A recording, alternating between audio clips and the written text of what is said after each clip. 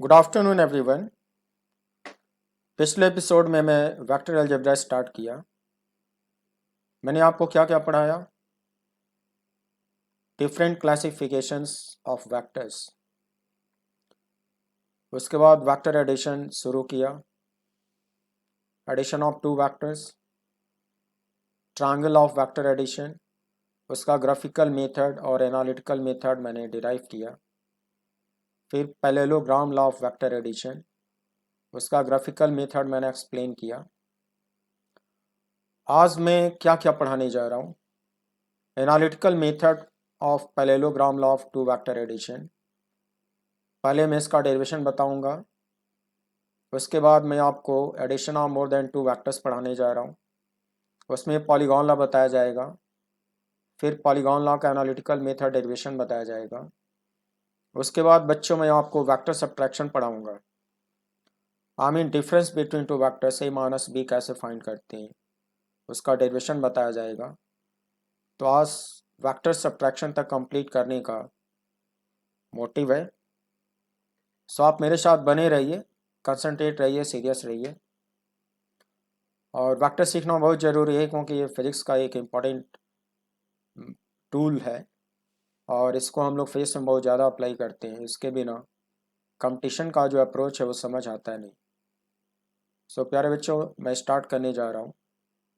देखिए फिर parallelogram law of vector addition.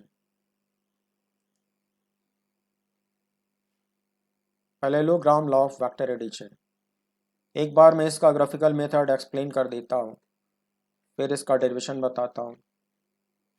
इसमें ये बताया गया कि अगर आपको vector A plus vector B चाहिए तो दोनों का इनिशियल पॉइंट एक कॉमन पॉइंट पे रखो, वेक्टर ए को ड्रा करो, फिर वेक्टर बी को ड्रा करो, फिर ए और बी को लेते हुए एक पैरेललोग्राम कंप्लीट करो।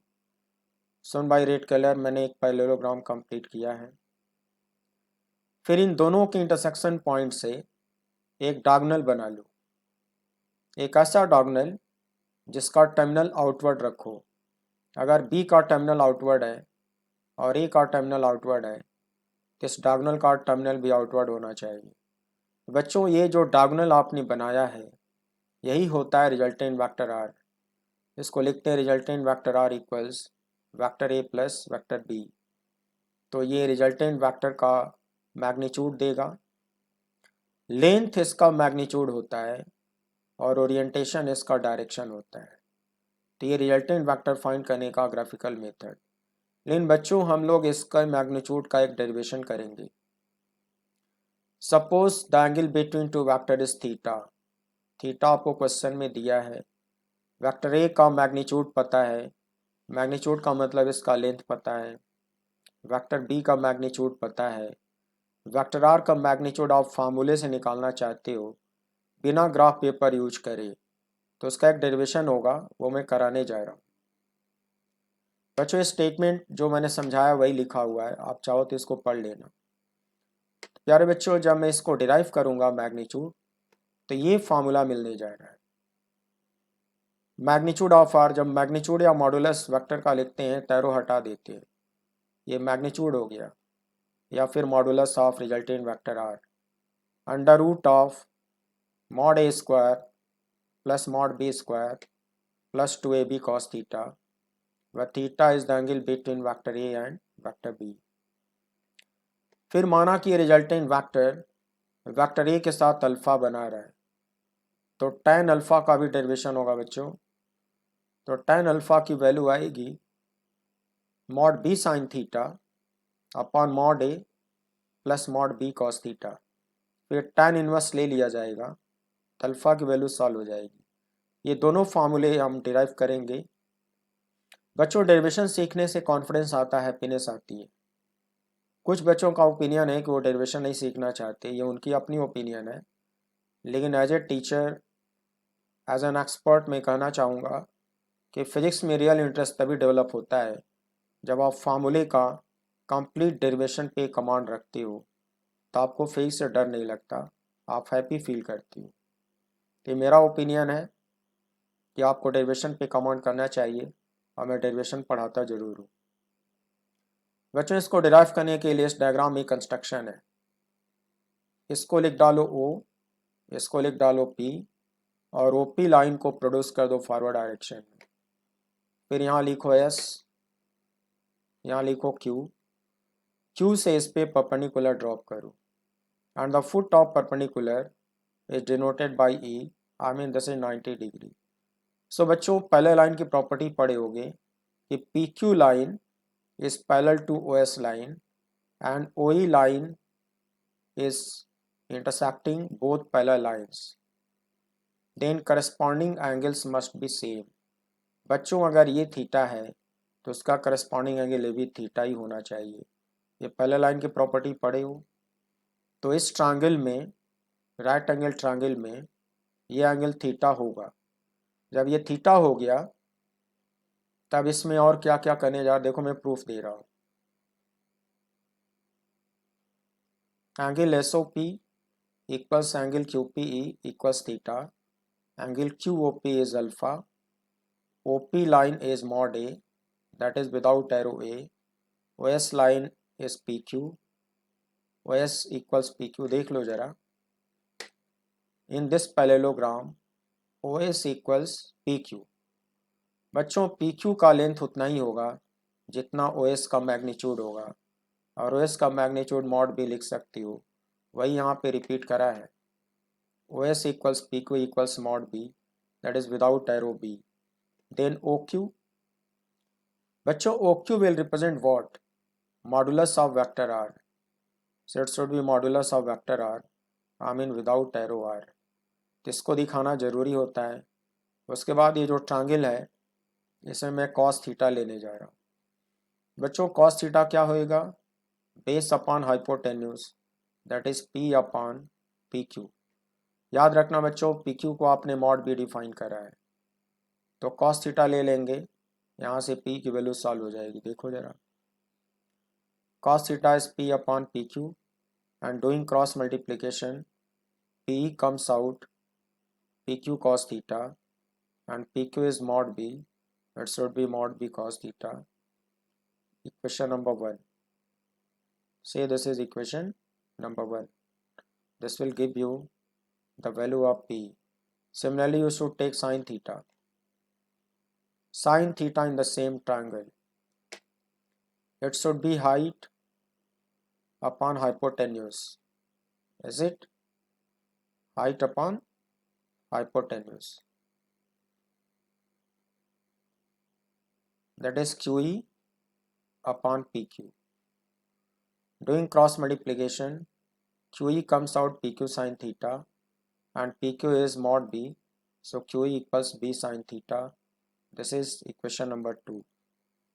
अब जो बिगर ट्रायंगल है, ट्रायंगल QOE, उसमें पाइथागोरस थ्योरम मैं लगाने जा रहा हूँ। देखो कैसे लगेगा। बच्चों जो बिगर ट्रायंगल है उस बिगर ट्रायंगल में मैं पाइथागोरस थ्योरम लगाने जा रहा हूँ, और पाइथागोरस थ्योरम लगाने के बाद magnitude of resultant vector R और tan अल्फा का डेरिवेशन होगा। सो आप बिगर ट्रायंगल को बहुत ध्यान से देखो, हम लोग कैसे उसमें पाइथागोरस थ्योरम लगाने जा रहे हैं।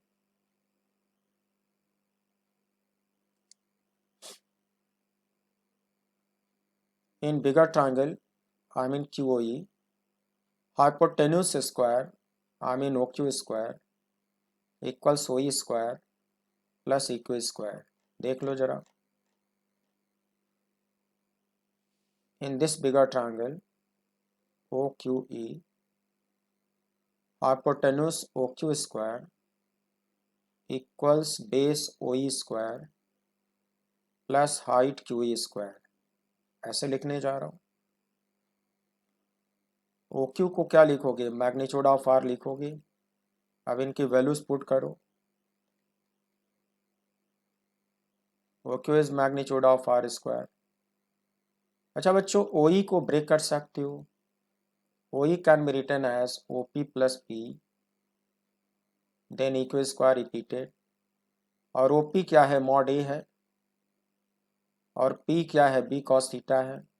ये देखो P की वैल्यू B cos थीटा निकाले हो, और जो OP होगा वो मॉड A होगा। देख लो,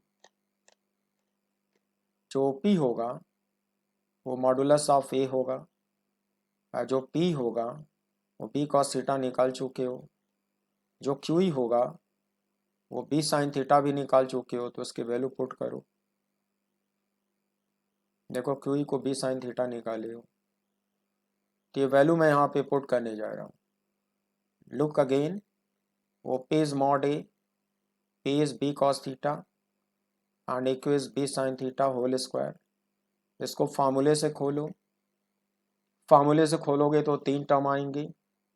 एक आएगा A square, then B cos theta square plus 2AB cos theta, और ये आएगा B sin theta whole square.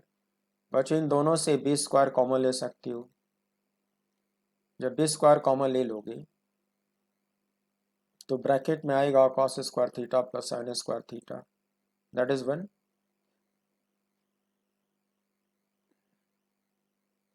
देखो मैंने कॉमन ले लिया, ब्रैकेट में इतना बचेगा और एक टर्म ये भी रिपीट होगा, तो इसकी वैल्यू तो 1 हो गया। तो फाइनली राइट हैंड साइड में ये 3 टर्म आएंगे। अगर पॉजिटिव रूट ले लिया जाए तो रिजल्टेंट वेक्टर का मैग्नीट्यूड आएगा। तो बच्चों रिजल्टेंट वेक्टर का मैग्नीट्यूड तो डिराइव हो गया। सिमिलरली tan अल्फा निकालो, tan अल्फा उसी ट्रायंगल में निकालो, it should B QE upon OE। मैं दिखाता हूँ आपको, देखिए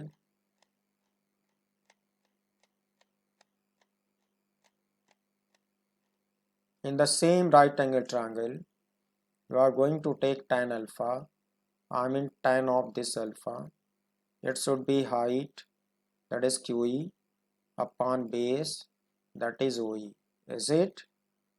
And OE can be written as what? OP plus PE, and OP is mod A and P is mod B cos theta. How much is QE? You already know QE equals mod B sin theta. निकाल चुके हो। ये सारी value tan alpha के फॉर्मूले में put करो। Look, QE is B sin theta, OP is mod A and P equals mod B cos theta. So this is expression for tan alpha. Then you should take tan inverse. Alpha निकालने के लिए tan inverse ले लो। Alpha equals tan inverse B sin theta upon A plus B cos theta. Alpha से बच्चों आपको R का direction पता चलेगा और इस फार्मूले से रिजल्टेंट का मैग्नीट्यूड पता चलेगा। तो ये एनालिटिकल मेथड होता है बच्चों, इसमें आपको डेरिवेशन दिया जाता है। तो बच्चों ये जो 2 फार्मूले आपने डिराइव करे, ये फार्मूले डिक्टो वही हैं जो ट्रायंगल लॉ में आपने डिराइव किया था। तो मैं आपको एक बात बताना चाहता हूँ,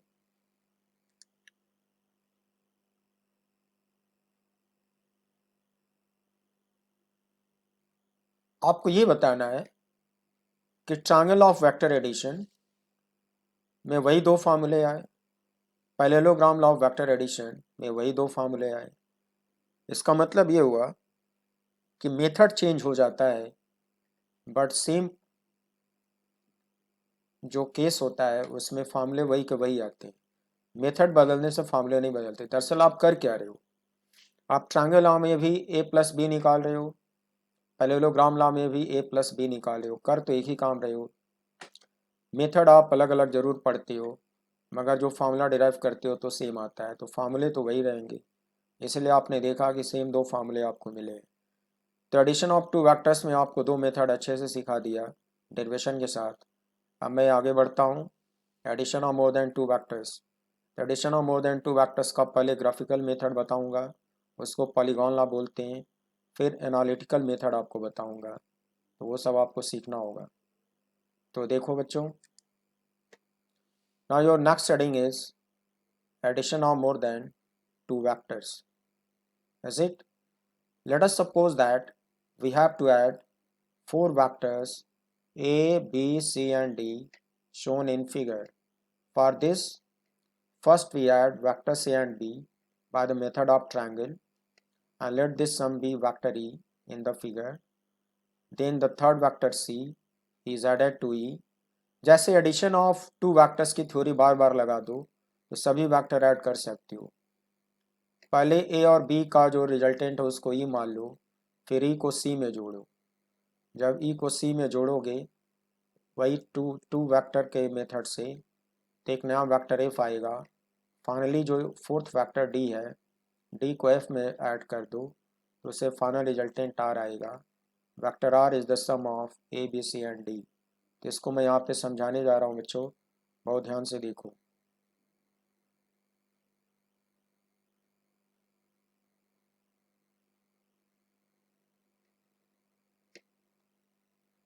ए वेक्टर पहले ड्रा करो। मान लो ये 4 वेक्टर आपके क्वेश्चन में गिवन है ना। डायरेक्शन मैग्नीट्यूड चारों का दिया हुआ है। तो सबसे पहले वेक्टर ए को ड्रा करो, फिर इसके टर्मिनल पे बी का इनिशियल पुट करो, फिर बी को ड्रा करो। तो ट्रायंगल ऑफ वेक्टर एडिशन में अगर इन दोनों को मिला दिया जाए, यहाँ टर्मिनल बना दिया जाए, तो प्यारे बच्चों ये जो वेक्टर होगा ये रिजल्टेंट वेक्टर ही होगा। ई का मतलब क्या हुआ, ए प्लस बी। ट्रायंगल हम यही पढ़े हो, ए प्लस बी का रिजल्टेंट आपने ई निकाल लिया। तो ई को आप अपने माइंड में रखो कि ई का मतलब ए प्लस बी हुआ। अब उसमें सी को ऐड करना है, तो सी को आप ई में ऐड करने जा रहे हो। कैसे करोगे, ई का जो टर्मिनल है उस पर सी का इनिशियल पुट करो और वेक्टर सी को ड्रा करो। फिर ई का इनिशियल और सी का टर्मिनल मिला दो। मिला दिया, सी के टर्मिनल के पास टर्मिनल बना दो। बच्चों ये जो वेक्टर है वो एफ वेक्टर है। तो ट्रायंगल ऑफ वेक्टर एडिशन से एफ का मतलब क्या हुआ, वो ई प्लस सी हुआ। E plus C equals what, F. Got it. और ई का मतलब क्या हुआ, ए प्लस बी हुआ। टी प्लस सी को डिटेल में कैसे लिखोगे, E plus C can be written as A plus B plus C. F का मतलब क्या हुआ बच्चों, एफ का मतलब हुआ A plus B plus C. अब इफ वेक्टर में डी वेक्टर को ऐड करो, वही ट्रायंगल अब फिर से लगा दो। वेक्टर एफ का ये टर्मिनल बना चुके हो, उस पर डी का इनिशियल पुट करो और डी को ड्रा करो। फिर डी का जो टर्मिनल है और एफ का जो इनिशियल है दोनों को मिला दो और ये जो फाइनल वेक्टर है इसका टर्मिनल डी के टर्मिनल पे बना दो। तो बच्चों ये जो आपने टर्मिनल बनाया है और ये जो आर मिलेगा, ये जो आर है ट्रायंगल आर से, इस आर को आप कहोगे एफ प्लस डी। कहोगे ना, ये कहोगे एफ प्लस डी। लेकिन थोड़ी देर पहले आपने एफ की वैल्यू बच्चों क्या निकाली थी, एफ की वैल्यू आपने निकाली थी, मैंने रिपीट किया था। एफ को कहा जाएगा A plus B plus C कहा जाएगा। So F is nothing but A plus B plus C. अब एफ और डी में ऐड कर दिया तो एफ प्लस डी का वैल्यू क्या आ गया, आर। तो बच्चों आर को आप लिखोगे एफ प्लस डी, लिखोगे ना। और एफ की जगह पे क्या लिखोगे, ध्यान से सुनना, मिस नहीं करना। एफ की जगह पे क्या लिखोगे, एफ की जगह पे लिखोगे A plus B plus C. तो अल्टीमेटली एफ प्लस डी का फुल वैल्यू क्या हुआ, एफ प्लस डी का फुल वैल्यू हुआ A plus B plus C plus D and that should be equal to resultant vector R. हुआ ना। इसका मतलब ये जो मेथड आपने लगाया, दरअसल ट्रायंगुलर यूज किया और 4 वेक्टर को सम कर डाला, कि जो वेक्टर आर है दरअसल आपको क्या देने जा रहा है, ये देने जा रहा है A plus B plus C plus D देने जा रहा है।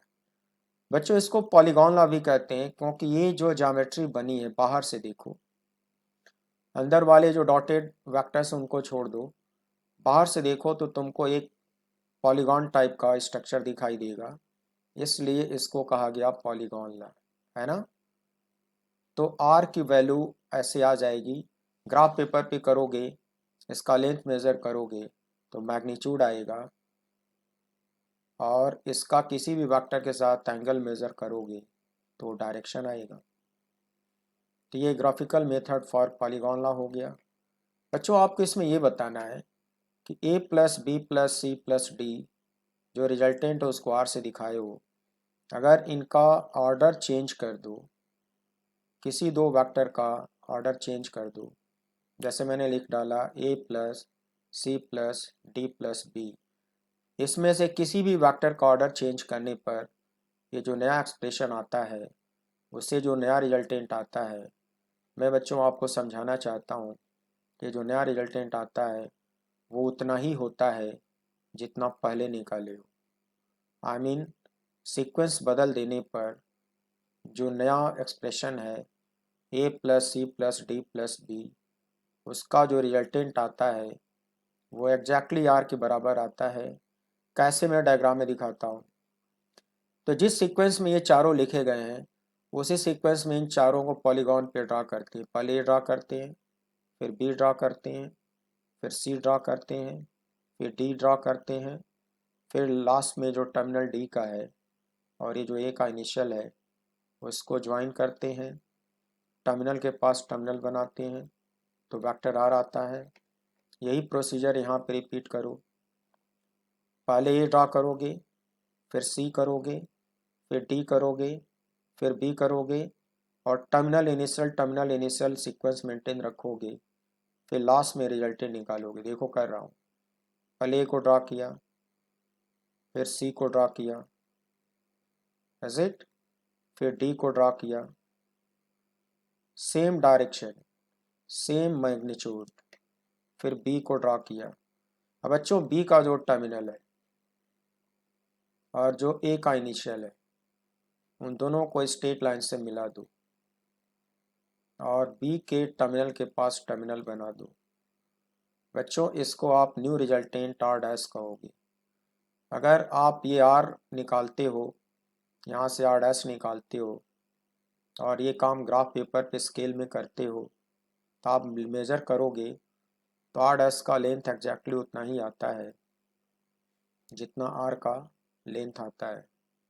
और हॉरिजॉन्टल से बनने वाला ये जो एंगल होगा बच्चों ये उतना ही एंगल होगा।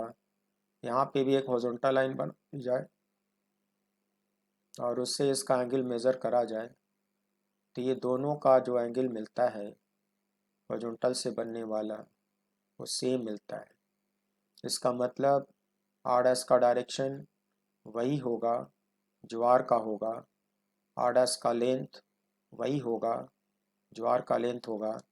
बच्चों इससे मैंने क्या प्रूफ किया कि ये दोनों रिजल्टेंट वेक्टर आपस में बिल्कुल इक्वल होते हैं because they are parallel to each other and they have same magnitude same length.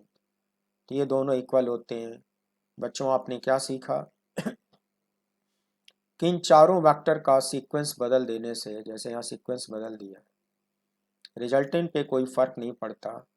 इन चारों का रिजल्टेंट वही होता है जो इन चारों का होता है। तो इसमें लॉ ऑफ कम्यूटेशन होल्ड करता है। सीक्वेंस बदलने से रिजल्टेंट पे कोई फ़र्क नहीं पड़ता। तो ये पॉलीगॉन लॉ का स्पेशल क्वालिटी है, इसको आपको समझना ज़रूरी है। ये दोनों एक्सप्रेशन आपस में इक्वल होंगे तब आपको क्लियर हो गया होगा कि इसमें स्ट्रक्चर पॉलीगॉन का मिलता है, इसीलिए इसको पॉलीगॉन लॉ भी कहा जाता है। तो अब क्या है ना कि ट्रायंगल लॉ यूज करके इसको डिराइव किया गया, लेकिन जब आपको अब न्यूमेरिकल करना होगा तब ये ई और एफ दिखाने की ज़रूरत नहीं पड़ेगी।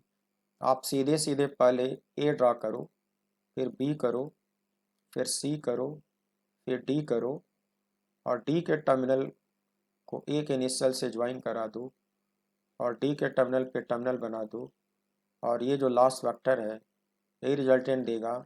ई और एफ को दिखाना ज़रूरी नहीं था, वो ट्रायंगल लॉ को यूज करते वक्त इसको यूज करा गया और इनको दिखाया गया। अदरवाइज जब आप सेटिस्फाइड हो जाते हो तो इनको दिखाना ज़रूरी नहीं होता। प्यारे बच्चों मैंने आपको पॉलीगॉन लॉ का ग्राफिकल मेथड एक्सप्लेन किया और जैसे चार वेक्टर का सम किया तो चार से अधिक सैकड़ों वेक्टर को आप इसी मेथड से पॉलीगॉन बना के रिजल्टेंट निकाल सकते हो। जिस सीक्वेंस में ये लिखे जाते हैं उसी सीक्वेंस में वेक्टर को ड्रा किया जाता है, मगर एक बात मेंटेन करी जाएगी कि वेक्टर ए के टर्मिनल पे हमेशा बी का इनिशियल ही तुम मैच कराओगे और वेक्टर बी के टर्मिनल पे सी का इनिशियल ही मैच कराओगे और सी के टर्मिनल पे हमेशा डी का इनिशियल ही मैच कराओगे। बेटा ये टर्मिनल इनिशियल इसी ऑर्डर में मेंटेन करना होगा। आप डी को पलट नहीं सकते, पलट दोगे तो ये मेथड फेल हो जाएगा। तो terminal initial terminal initial terminal initial order maintain करते हुए यहाँ तक आओगे, फिर इनको मिलाओगे, फिर डी के टर्मिनल के पास इसका टर्मिनल बनाओगे तो 4 की जगह पे सैकड़ों वेक्टर इस तरह से ड्रा करके उनका रिजल्टेंट तुम निकाल सकते हो। प्यारे बच्चों, एक बात बताना चाहता हूँ, अगर ये रिजल्टेंट है तो फिर ये चारों क्या है? जिन वेक्टर को सम करने से रिजल्टेंट मिलता है वो सारे वेक्टर कंपोनेंट्स कहलाते हैं। तो ये चारों वेक्टर इस रिजल्टेंट के कंपोनेंट्स कहलाएंगे। तो एक थ्योरेटिकल क्वेश्चन होता है बच्चों कि किसी वेक्टर के कितने कंपोनेंट पॉसिबल हैं। जरा सोचो कि इस तरह के हजारों वेक्टर को हम लोग पॉलीगॉन में फिट करेंगे और रिजल्टेंट निकालेंगे। तो अगर इधर हजारों वेक्टर ऐसे लिखे जा सकते हैं तो हजारों वेक्टर कंपोनेंट होंगे। इसका मतलब किसी भी वेक्टर के कितने कंपोनेंट पॉसिबल हैं, तुम्हारा जवाब होगा any number of component. Any number of component possible होंगे, ये सब कंपोनेंट कहलाते हैं। हजारों, लाखों, करोड़ों कंपोनेंट पॉसिबल है। ये थ्योरेटिकल क्वेश्चन है, इसको याद रखना। They are called components and this is called resultant.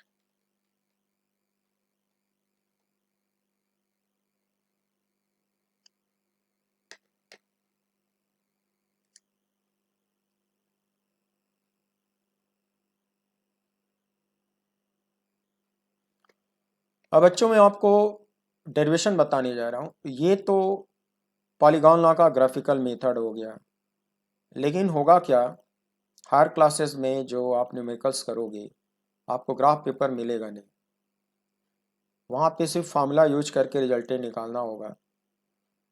Resultant का मैग्नीट्यूड और रिजल्टेंट का डायरेक्शन फार्मूले से निकालना होगा। तो फार्मूला तो डिराइव करना पड़ेगा, तो डिराइव करने के लिए एनालिटिकल मेथड यूज करना होगा।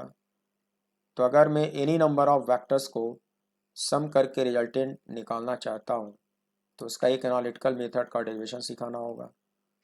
तो तुम बच्चों कंसंट्रेट रहना और मैं तुमको सिखाने जा रहा हूँ derivation for resultant of any number of vectors. So फिर देखिए बच्चों कैसे होता है। Analytical method of addition of more than two vectors. इसमें वेक्टर का सिंबल चेंज हो गया है। इसमें हमने मान लिया है कि हमें दिया हुआ है, गिवन है a1 vector, then a2 vector, then a3 vector and an vector. ये सब गिवन है। इसका लेंथ गिवन है, इसका डायरेक्शन गिवन है, एक्स एक्सिस वाई एक्सिस बना लो, सभी वेक्टर का इनिशियल ओरिजिन पे रख दो और इनके मैग्नीट्यूड और डायरेक्शन इनको ड्रा कर लो ऐसे। Suppose a1 vector x axis से θ1 बना रहा है anti clockwise, a2 vector x axis से θ2 बना रहा है एंटी क्लॉकवाइज, जैसे कोऑर्डिनेट ज्योमेट्री में होता है। a3 वेक्टर एक्स एक्सिस से θ3 बना रहा है। an वेक्टर एक्स एक्सिस से θn बना रहा है। मुझे क्या चाहिए, इनका रिजल्टेंट चाहिए। तो एक्सप्रेशन कैसे होगा, vector R equals a1 plus a2 plus a3 plus dot dot n। मान लो n वेक्टर है तुम्हारे पास, ऐसे लिखोगे। तब इसका मेथड ये होता है, सबसे पहले इन सभी वेक्टर के x कंपोनेंट को सम किया जाता है, the resultant of the all x components. Symbol मैंने rx लिख दिया। तो वेक्टर रिजोल्यूशन तुम पहले पढ़ चुके हो कि अगर ये a1 वेक्टर है और x एक्सिस से θ1 बना रहा है तो इसके x कंपोनेंट को a1 cos θ1 लिखते हैं। और a2 वेक्टर है, ये x एक्सिस से θ2 बना रहा है, देखो, तो इसका x कंपोनेंट a2 cos θ2 कहलाता है। a3 वेक्टर θ3 बना रहा है तो उसका x कंपोनेंट a3 cos θ3 कहलाता है। ये स्केलर फॉर्म में लिखा होगा। n वेक्टर x एक्सिस से θn बना रहा है तो उसका x component tan cos θn लिखा जाता है। तो ये a1 का मैग्नीट्यूड है, न्यूमेरिकल में ये गिवन होगा। θ1 गिवन होगा, A2 मैग्नीट्यूड गिवन होगा, θ2 गिवन होगा, A3 θ3 एन θn न्यूमेरिकल में गिवन होगा। अगर ये सारे मैग्नीट्यूड और θ1 θ2 θ3 गिवन होगा तो इनकी वैल्यूज हम लोग मैनुअली भी सॉल्व कर सकते हैं अगर नोन एंगल है तो, नहीं तो कैलकुलेटर से सॉल्व कर सकते हैं और सॉल्व करके सम कर देंगे। तो इसको कहा जाता है resultant of all the x component denoted by Rx. Similarly, resultant of the all y components. A1 vector का जो y कंपोनेंट होगा, फार्मूला आप पहले सीख चुके हो, A1 साइन θ1 का लाएगा, वो साइन में आता y कंपोनेंट। A2 वेक्टर इसका जो y कंपोनेंट होगा वो A2 साइन θ2 होगा। A3 वेक्टर इसका जो y कंपोनेंट होगा वो A3 साइन θ3 होगा। और एन वेक्टर उसका जो y कंपोनेंट होगा वो एन साइन θn होगा। वेक्टर रिजोल्यूशन आप पहले पढ़ चुके हो। सारे y कंपोनेंट को सम कर देते हैं तो उसको लिखते हैं ry। इसको कहते हैं the resultant of the all y components. फिर एक और डायग्राम बनाते हैं। सपोज ये जो x कंपोनेंट Rx है, इसका डायरेक्शन तो x के पैरेलल होता ही होता है और सबको जोड़ने पर इसका जो लेंथ आया उसको स्केल में मैंने यहाँ पे बना दिया। उसी तरह से जो ry है, सबको जोड़ने पर इसका एक मैग्नीट्यूड आएगा, उसको उसी स्केल में y के पैरेलल बना दिया। यहाँ पे एक एरो बना दिया, यहाँ एक एरो बना दिया। तो ये ry कंपोनेंट कहलाता है और ये rx कंपोनेंट कहलाता है। कहा जाता है कि ये दोनों रिजल्टेंट वेक्टर के दो कंपोनेंट हुए। ये जो रिजल्टेंट है इसके ये दो कंपोनेंट कहे जाते हैं। रिजल्टेंट r का x कंपोनेंट और ये y कंपोनेंट। तो अगर सिर्फ दो ही कंपोनेंट में ये कन्वर्ट हो गया तो इन्हीं कंपोनेंट का जो रिजल्टेंट है वो r कहा जाएगा। तो उसके लिए पैरेललोग्राम लगाना पड़ेगा। ये दो कंपोनेंट को लेकर एक पैरेललोग्राम कंप्लीट किया। ऑब्वियसली ये पैरेललोग्राम रेक्टेंगल होगा। तो इस रेक्टेंगल का जो डायगोनल होगा, जो इन दोनों के इंटरसेक्शन पॉइंट से पास करता है, पैरेललोग्राम लॉ में यही रिजल्टेंट r कहलाता है। दोनों कंपोनेंट के बीच में एंगल 90 डिग्री है। तो पैरेललोग्राम लॉ का फॉर्मूला लगा लो और इस रिजल्टेंट का मैग्नीट्यूड निकाल लो। इसको वेक्टर में ऐसे लिख सकते हो, vector r equals rx plus ry। और पैरेललोग्राम लॉ का फॉर्मूला पहले से डिराइव कर चुके हो। रिजल्टेंट जो r होगा under root rx square plus ry square plus 2rx ry cos theta लिखते हो। और थीटा होता है एंगल बिटवीन टू कंपोनेंट्स, और इस फिगर में एंगल बिटवीन टू कंपोनेंट्स कितना है, 90 है। ठीक, तो थीटा की जगह पे लिखोगे 90, कॉस 90 0, तीसरा टर्म हो गया 0, खाली ये दोनों टर्म बचे। तो आर की वैल्यू हो गई under root rx square plus ry square. तो इन दोनों की वैल्यू तुम यहाँ कैलकुलेट कर चुके हो। यहाँ से इनकी न्यूमेरिकल वैल्यू कैलकुलेटर से कैलकुलेट करना होगा और उसको ला के यहाँ रखना होगा। तो रिजल्टेंट आर का ये मैग्नीट्यूड यहाँ से मिल जाएगा। इसमें ग्राफ पेपर की जरूरत नहीं है, ये केवल फार्मूले से काम हो जाएगा, इसीलिए इसको एनालिटिकल मेथड कहा गया। अब ये जो रिजल्टेंट वेक्टर है ये एक्स के साथ कुछ एंगल बनाएगा, इससे इसका डायरेक्शन मालूम होगा। सपोज इसने एंगल फाई बनाया, तो ये जो राइट एंगल ट्रायंगल है इसमें tan फाई अगर लिया जाए तो हाइट अपॉन बेस, जो हाइट होगा वो आर वाई के बराबर होगा, जो बेस होगा वो आर एक्स होगा। तो tan फाई को लिख सकता हूँ R Y upon R X, tan phi equals R Y upon R X. फिर इसको tan इनवर्स लगा कैसे लिख सकता हूँ, कैलकुलेटर से इसको सॉल्व कर सकता हूँ। इससे फाई मेरे को डिग्रीज में मिल सकता है, और फाई पता चलने का मतलब आपको रिजल्टेंट का डायरेक्शन मिल गया है।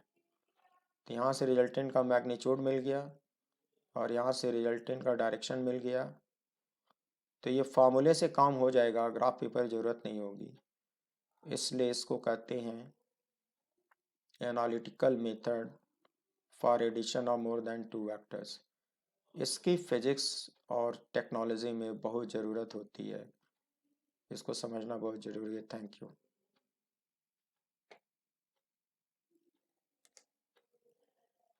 Thank you very much.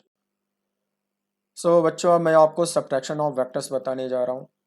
सबसे पहले उसका ग्राफिकल मेथड सिखाऊंगा, उसके बाद उसका एनालिटिकल मेथड।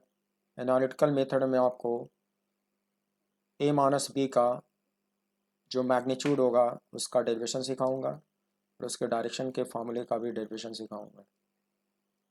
सो देखिए फिर सब्ट्रैक्शन ऑफ वेक्टर्स कैसे होता है। So your next topic is subtraction of vectors. The subtraction of b फ्रॉम a is same as addition of minus b to a। बच्चों, मुझको चाहिए क्या, a माइनस b चाहिए। मैं अलजेब्रा मेथड इस्तेमाल करके इसको a plus with in bracket minus b लिख सकता हूँ।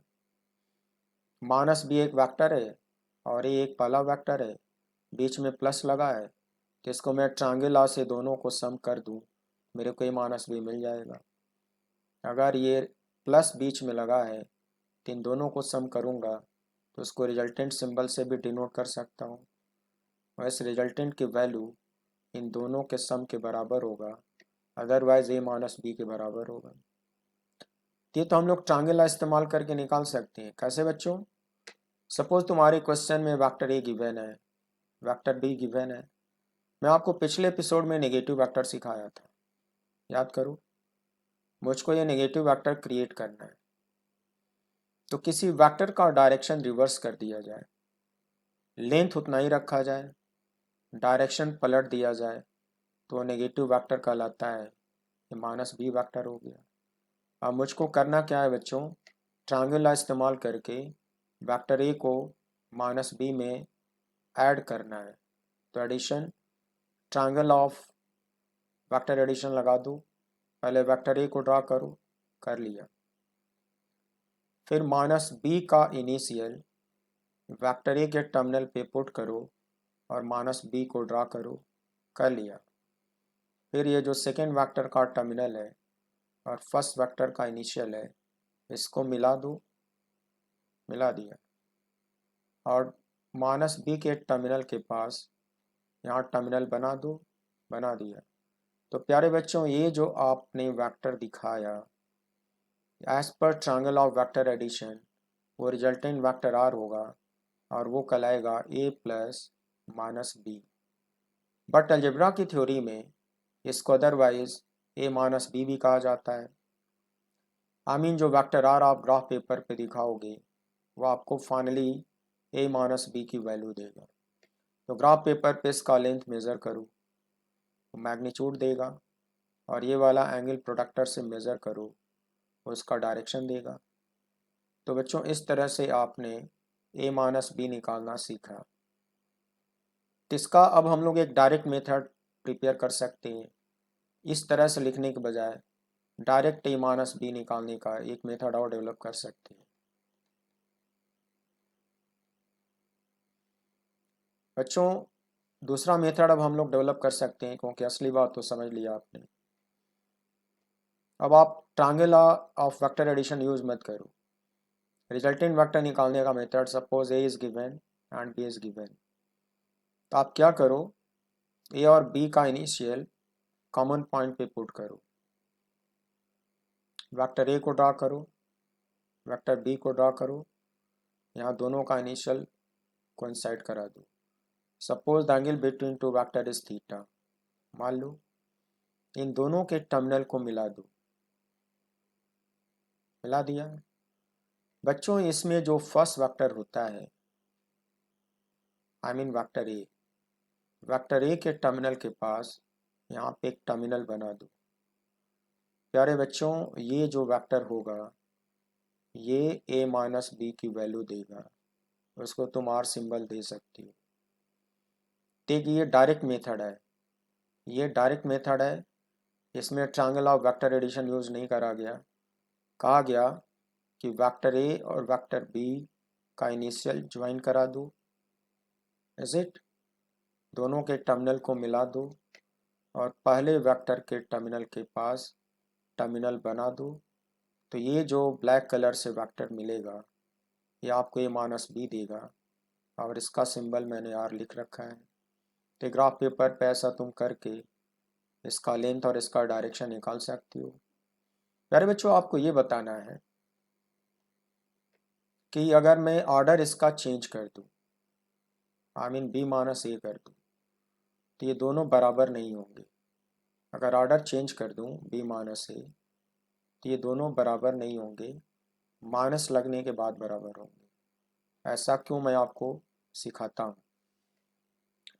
मान लो मुझको बी माइनस ए चाहिए, मान लो, वही काम करो, ए और बी का इनिशियल मैच कराओ, ए को ड्रा करो, बी को ड्रा करो, टर्मिनल मिला दो और ये जो फर्स्ट वेक्टर है उसके टर्मिनल के पास टर्मिनल मार्क कर दो।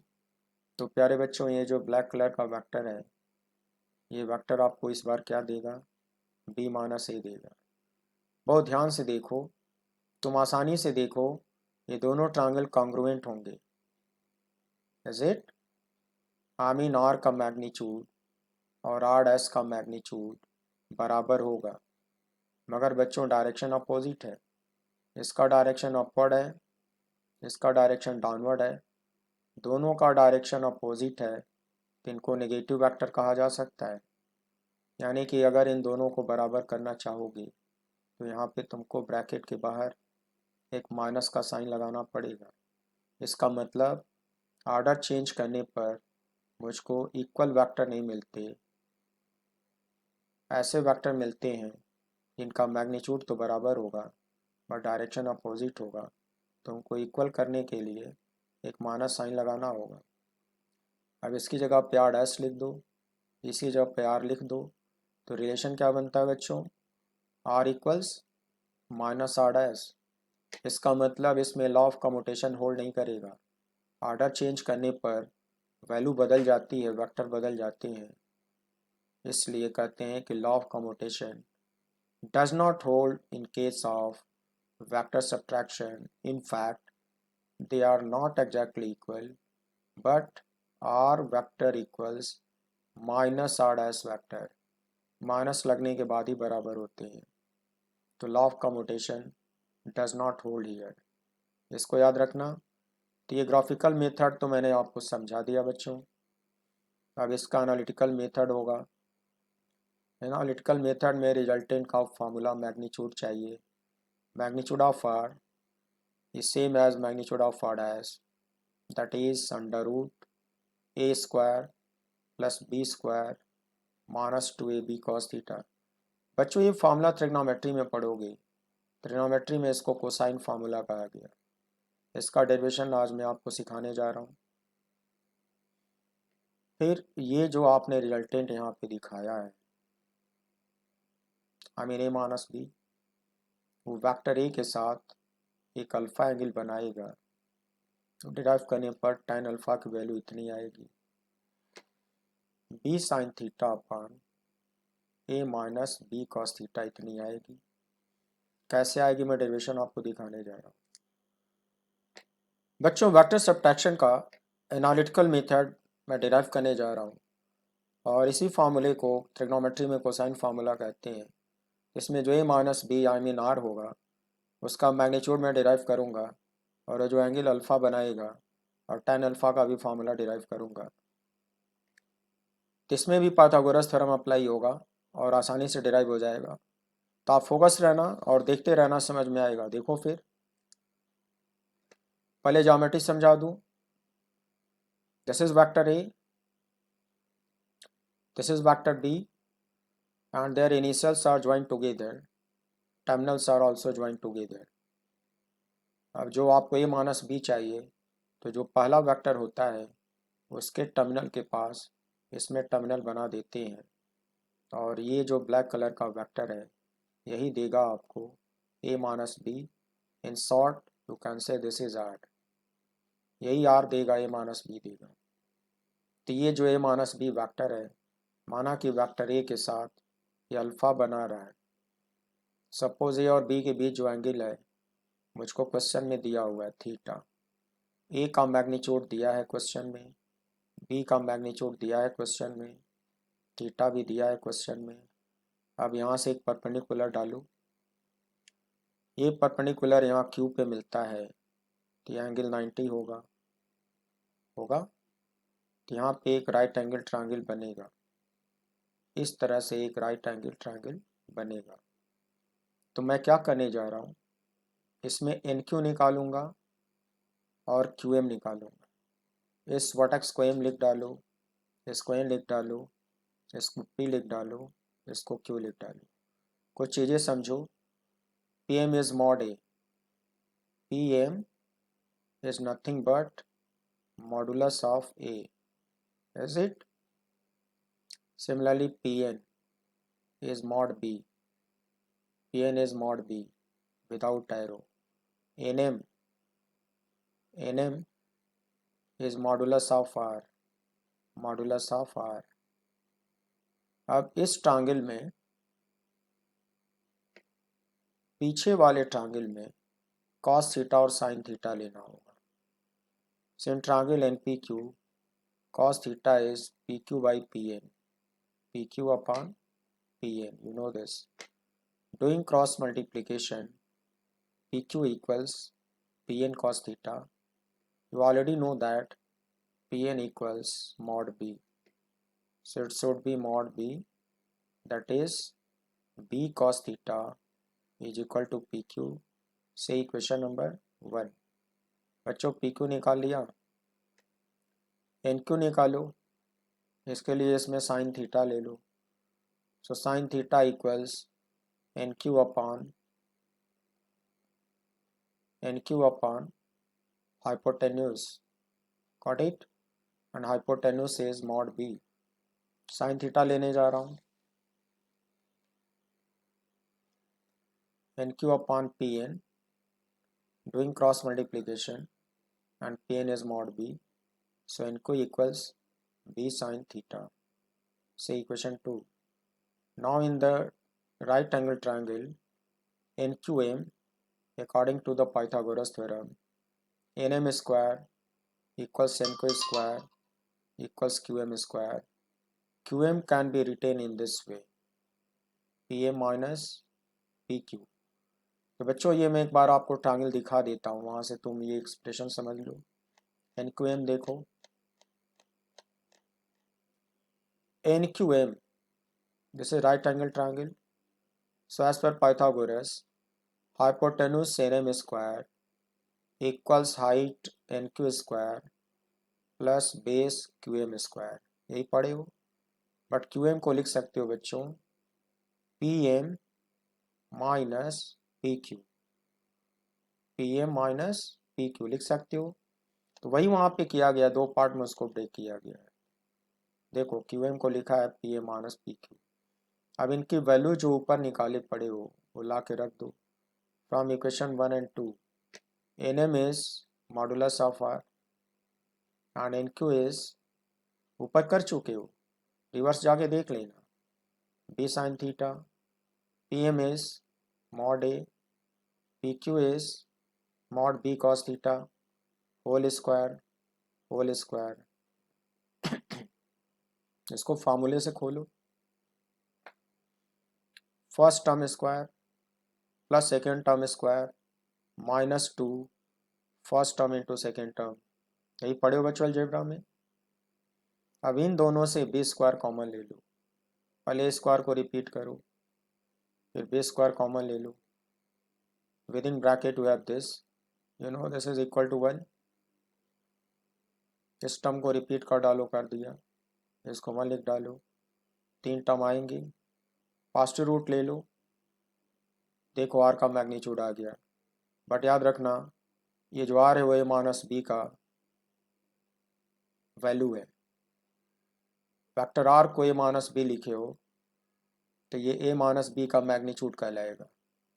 ये ए प्लस बी का मॉड नहीं है बच्चों, इस बार ये माइनस बी का मैग्नीट्यूड है। और ये जो फार्मूला लाए हो यहाँ, इस बार यहाँ निगेटिव आया है। वेक्टर एडिशन में प्लस आता है, वेक्टर सब्ट्रैक्शन में ये तीसरा टर्म यहाँ माइनस में आता है। अब tan अल्फा निकालो, N Q upon Q M. देखो tan अल्फा देख लो, इस वाले ट्रायंगल में अगर tan अल्फा निकाला जाए तो it should be height N Q upon base Q M. तो यही मैंने वहाँ लिखा है, देखो N Q upon Q M and qm is equal to pa minus pq again, and we have done that. nq is b sin theta, pm is mod a, pq is mod b cos theta. इनकी value put किया, so this is tan alpha. Taking tan inverse, you can have the value of alpha. बच्चों addition वाले topic में यहाँ plus आया था, vector addition में जो अल्फा था यहाँ प्लस आया था, और वेक्टर सब्ट्रैक्शन में जो अल्फा है यहाँ माइनस आया है। बाकी ये डिट्टो सेम टू सेम दिख रहा होगा, केवल यहाँ माइनस हो गया है। ये तीनों सेम टू सेम दिख रहे होंगे, केवल ये माइनस हो गया है। तो कंपेयर करो और लर्न करो कि वेक्टर सब्ट्रैक्शन में यहाँ माइनस आता है, यहाँ भी माइनस आता है, और वेक्टर एडिशन में यहाँ भी प्लस आता है और यहाँ भी प्लस आता है। तो बच्चों वेक्टर सब्ट्रैक्शन का डेरिवेशन मैंने दे दिया।